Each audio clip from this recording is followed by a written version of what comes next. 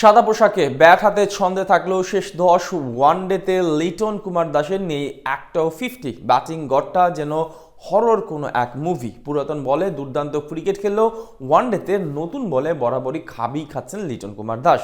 Saint কিটসে আরও একবার ব্যর্থ তিনি। তাতে প্রশ্ন, একদিনে ক্রিকেটে লিটনকে টপ অর্ডারে খেলানো কতটা যৌক্তিক ব্যাপার। তবে কি ওয়ার্নার পার্কে দ্বিতীয় ওয়ানডেতে 3 নম্বর থেকে সরিয়ে দেওয়া হচ্ছে এই ক্লাসিক্যাল ব্যাটারকে? সে প্রশ্নের উত্তর খোঁজার চেষ্টা করেছেন শ্রাবণ অনেক। ওয়ার্নার পার্কে টানা 11 ওয়ানডের পর ওয়েস্ট ইন্ডিজের বিপক্ষে পরাজয়ের স্বাদ গ্রহণ করেছে টাইগাররা।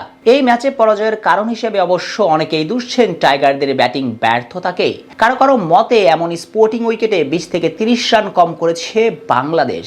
সেন্ট কিটসের ব্যাটিং ফ্রেন্ডলি উইকেটে 295 রান সংগ্রহ করেছে সৌম্য তানজিদ। জবাবে ব্যাট করতে এসে রাদারফোর্ডের শতকে 5 উইকেটের সহজ জয় তুলে দিয়েছে স্বাগতিক ওয়েস্ট ইন্ডিজ।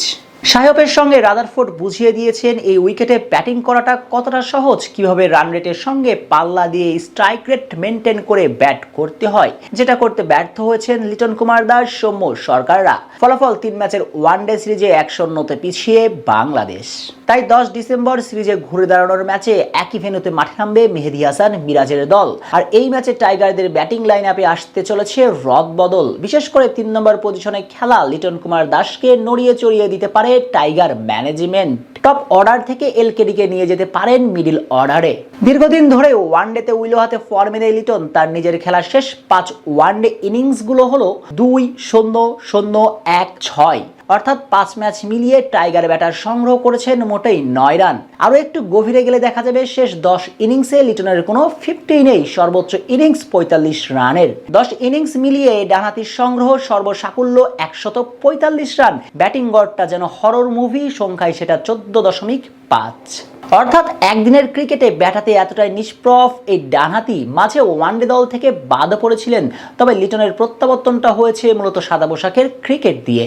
পাকিস্তানের বিপক্ষে টেস্টে চাপের মুহূর্তে বুক চিতিয়ে দাঁড়িয়ে ম্যাচ জেতানো ইনিংস খেলেছিলেন এই ব্যাটার। তবে ব্যাপারটা লক্ষণীয় যে লিটন সাদা পোশাকে ব্যাটাতে বাজিমাত করছেন সেটা মূলত নিচের দিকে ব্যাটিংয়ে এসে, আর ওয়ানডেতে উপরের দিকে ব্যাটিং করে লিটন হচ্ছেন ব্যর্থ।